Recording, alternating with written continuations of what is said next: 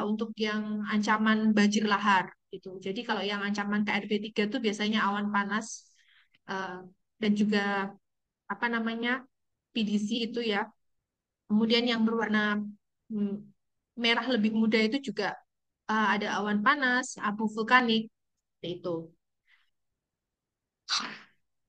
Berikutnya ini adalah salah satu penerapan dari ilmu geomorfologi untuk membuat peta apa namanya kawasan rawan bencana juga ya. Jadi kalau dalam ilmu geomorfologi itu kita mempelajari keywordnya itu the present is the key to the past. Jadi kondisi saat ini akan menjadi kunci apa yang terjadi di masa lalu, and the present is the key to the future. Apa yang terjadi saat ini akan menjadi petunjuk untuk yang akan terjadi di masa yang akan datang. Nah, kalau kita melihat ya, ini adalah salah satu peta dari eh, hasil erupsi dari tahun 2010 dan juga mulai di tahun 2010 ada juga dari tahun 1900-an sampai dengan tahun 2010.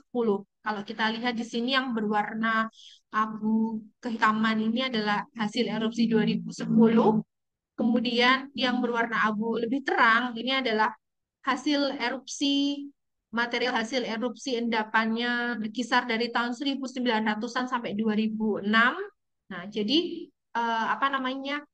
Itu ada frekuensi atau pengulangan. Nah, jadi di sini dengan kunci geomorfologi, ini kalau kita melihat dari peta ini kan kita bisa mengetahui ya jenis-jenis dari satuan bentuk lahannya ada V1 itu kodenya adalah lava dome atau Old Merapi, kemudian V2 itu adalah kerucutnya, V3 adalah lereng, V4 adalah kaki, V5 dataran kaki, dan V6 adalah fluvio dataran eh, fluvio vulkanik Merapi. Nah, dari sini kita bisa melakukan analisis ya ke belakang. Oh, historinya seperti ini. Hasil luapan material, hasil erupsi materialnya itu sampai sejauh mana, dan ini bisa kita gunakan juga untuk melakukan prediksi ke depan. Tentunya adalah dengan memanfaatkan teknologi geospasial dan juga saat ini kan sudah berkembang dengan teknologi informatik, teknologi informasi seperti itu. Dan berikutnya ada mitigasi bencana gunung api berbasis geomorfologi. Nah, seperti yang sudah saya sampaikan tadi sebelumnya bahwa dengan base dari ilmu geomorfologi ini kita bisa melakukan beberapa upaya-upaya mitigasi seperti pemantauan deformasi lereng atau kestabilan lereng, kemudian juga aktivitas dari kubah lavanya dan juga kawah tentunya eh, di gunung api yang masih aktif. Kalau kita melihat informasi dari websitenya PVMBG itu di sana selalu eh, report ya atau real time online aktivitas-aktivitas dari gunung api yang ada di Indonesia itu terpantau update gitu. Kemudian selain itu kita juga bisa melakukan upaya mitigasi dengan sistem peringatan dini dengan berbasis teknologi geospasial dan juga sensor. Kemudian berikutnya kita juga bisa melakukan upaya relokasi dan pengendalian pembangunan di kawasan zona yang rawan ya. Karena kan kalau kita melihat tadi ya dari sejarah histori erupsi dari suatu gunung api itu kan kita jadi tahu, oh ini masuk kawasan rawan bencana 1, 2, atau 3. Nah, berarti kan kita bisa melakukan upaya-upaya untuk relokasi atau pengendalian pembangunan di zona-zona rawan tersebut. Selain itu juga ada rehabilitasi lahan pasca erupsi berbasis geomorfologi. Jadi di sini bidang ilmu geomorfologi gunung api ini sangat membantu sekali tentunya dalam berbagai upaya-upaya mitigasi. Nah, ini adalah beberapa contoh kebetulan hasil dari riset saya bersama beberapa rekan-rekan saya yang masih relate atau berkaitan dengan aktivitas dari gunung api. Ini yang salah satu contohnya ini adalah using open data to analyze potential shelter for Semeru volcano hazard mitigation. Nah, ini di Semeru ya.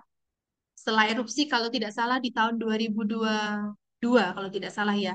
Nah, ini kita melakukan juga sebuah riset memanfaatkan open data source untuk menganalisis shelter. Nah, ini juga base-nya dari uh, geomorfologi gitu. Nah, shelter mana yang sekiranya bisa kita rekomendasikan untuk para pengungsi di daerah bahaya gunung api. Kemudian juga evaluation of flood hazard management policy using participatory planning in Putih Watershed. Nah, ini adalah salah satu riset di Kali Putih ya. Jadi Kali Putih itu terletak di Kabupaten Magelang yang merupakan salah satu sungai yang berhulu di Gunung Api Merapi dan terdapat eh, signifikan akibat dari aktivitas erupsi Merapi di tahun 2010.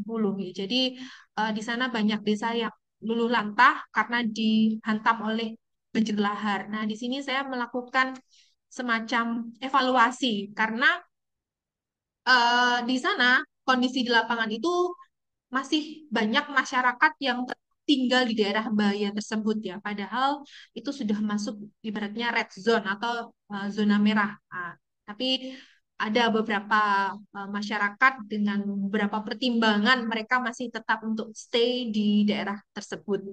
Kemudian ada juga atlas sosial ekonomi daerah kawasan rawan bencana gunung api. Nah, ini saya melakukan riset seperti membuat semacam kelas seperti itu, tapi khusus untuk bencana erupsi gunung api Merapi.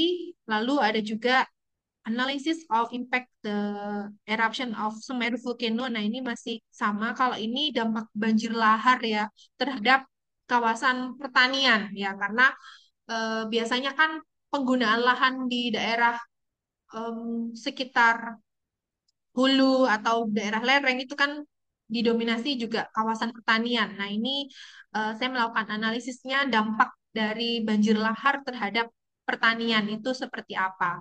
Kemudian ada juga analisis of local spatial data infrastructure. Nah, ini adalah untuk membangun web GIS ya. Membangun web GIS bagaimana upaya-upaya mitigasi dari banjir lahar tersebut. Kemudian dari upaya-upaya tadi kita juga bisa melakukan upaya disaster resilient. Nah, di Indonesia sendiri kan seperti yang sudah kita ketahui ya, kalau kita berbicara bencana di Indonesia itu kayak semacam supermarket bencana gitu. Mau cari bencana apa aja ada gitu. Nah, salah satunya kan ini gunung api ini. Nah, beberapa yang sudah diterapkan di Indonesia dari upaya disaster resilient itu sendiri adalah dengan membuat sebuah komunitas desa tangguh bencana atau Destana. Contohnya itu ada di Desa Argomulyo Cangkringan ya. Nah, ini ada beberapa berita yang saya ambil dari internet gitu. BNPB memfasilitasi dan mengembangkan 3 desana di kawasan Kabupaten Sleman. Kemudian juga ada contoh yang terdapat di Gunung Agung Bali, itu sistem evakuasi berbasis komunitas. Nah, ini masyarakat gunung berapi bertutur ya, karena biasanya em, di masyarakat kita itu kaitan antara culture atau budaya itu masih sangat kental sekali gitu ya. Seperti contoh kalau di Jogja itu ada aktivitas Labuhan Merapi, nah itu adalah salah satu aktivitas budaya dari masyarakat di Yogyakarta sendiri untuk melestarikan alam gitu. Kemudian juga selain itu ada rehabilitasi ekosistem lereng seperti penanaman gitu ya, penghijauan di daerah sekitar lereng Merapi. Nah, bagaimanakah kita berbicara konsep resilient bencana itu sendiri? Eh, Resilient itu sendiri itu adalah kemampuan pulih atau beradaptasi suatu komunitas terhadap bencana. Nah, di mana resilient itu sendiri merupakan gabungan dari aspek baik itu fisik, kemudian sosial, maupun juga kelembagaan. Nah, dari aspek dan konsep resilient tersebut tentunya harus diperkuat dengan pemetaan risiko bencana secara spasial. Untuk upaya mitigasi sendiri, itu kita bisa melakukannya baik secara struktural dan non-struktural. Nah, kalau ini yang contoh mitigasi non-struktural itu bisa melalui sosialisasi bencana dan simulasi, kemudian juga ada pelatihan komunitas, kemudian juga ada pembentukan sekolah siaga bencana atau juga sister school, lalu juga ada sister village. Nah, ini kalau di pemerintah di daerah Yogyakarta sendiri dan juga mungkin di beberapa daerah-daerah lain yang memiliki ancaman potensi bencana, khususnya Gunung Api Merapi itu memang beberapa sudah ada upaya-upaya yang dilakukan. Tapi memang ini eh, tidak langsung serta-merta. Biasanya tuh setelah ada kejadian yang besar, biasanya baru akan ada upaya sosialisasi dan lain sebagainya. Ini kebetulan pengalaman saya pribadi dulu pada saat erupsi besar 2010 itu ya, itu masih banyak masyarakat yang bingung harus mengungsi di mana, harus seperti apa. Nah, tapi setelah kejadian besar itu, kemudian ada banyak upaya-upaya sosialisasi, kemudian pelatihan, dan lain sebagainya. Nah, ini juga saya ambil dari sumber di internet nih. Salah satu contoh SMP Negeri 2 Ngaglik di Kabupaten Sleman ini menjadi sekolah siaga bencana ya. Jadi biasanya di sekolah-sekolah siaga bencana itu para siswa, guru, dan semua perangkat sekolah itu diberikan edukasi atau pelatihan sosialisasi bahwa daerah mereka itu rawan terhadap bencana. Ini juga BPBD dari Kabupaten Sleman sudah mensosialisasikan penerapan sister school. Biasanya sister school itu jadi kayak sekolah penyangga gitu. Ketika suatu sekolah itu terdampak bencana, nah dia memiliki sekolah saudara atau sister school itu nanti yang bisa dijadikan tempat untuk siswa-siswa ini belajar sementara. Jadi mereka meskipun dalam kondisi yang darurat gitu ya, pendidikannya itu atau pelajaran siswanya tersebut itu tidak terkendala. Nah, itu dibentuklah semacam tadi sister school, sekolah siaga bencana, dan juga pembentukan kalau untuk wilayah itu ada yang namanya sister village seperti itu. Selain itu juga eh, beberapa upaya-upaya, kebetulan ini juga hasil dari kegiatan pengabdian masyarakat saya ya, dan juga bersama teman-teman di Geografi Universitas Amikom, kami juga melakukan upaya pendidikan mitigasi bencana erupsi gunung api ya dengan media game edukatif. Nah, itu kan biasanya kalau untuk siswa sekolah dasar atau taman kanak-kanak, itu kan kalau kita memberikan materi seperti ini kan mereka tentunya akan bosan gitu ya. Nah, salah satu upaya yang telah kami lakukan itu melalui media game edukatif dan juga media field trip. Nah, jadi kita melakukan upaya-upaya sosialisasi di sekolah-sekolah yang rawan terhadap bencana gunung api. Ini salah satunya di SD di daerah Cangkringan kalau tidak salah ya waktu itu kami mengedukasi siswa sekolah dasar dengan media game edukatif ya. Kalau hasilnya mereka sangat tertarik gitu ya. Jadi kayak oh mereka jadi paham gitu. Kalau dibanding dengan diberi materi kan sudah pasti kalau siswa sekolah dasar itu masih bosan ya. Nah, makanya dengan game interaktif tapi juga mereka bisa sambil mendapatkan edukasi kebencanaan. Kemudian juga selain dari media game edukatif, kita juga melakukan field trip. Waktu itu kita melakukan field trip di daerah sekitar yang dulu terkena dampak erupsi. Nah, ini di daerah Cangkringan. Karena memang penerapan pendidikan upaya mitigasi bencana sejak dini ini sangat penting sekali bagi eh, siswa-siswa sekolah dasar.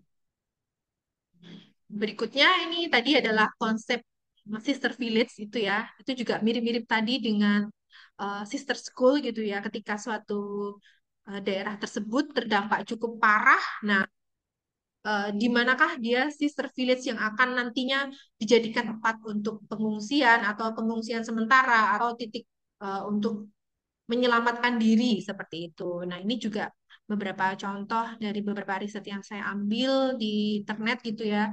Siap-siagaan sekolah dalam menghadapi bencana erupsi di khususnya di daerah Cangkringan itu. Lalu berikutnya, selain dari upaya mitigasi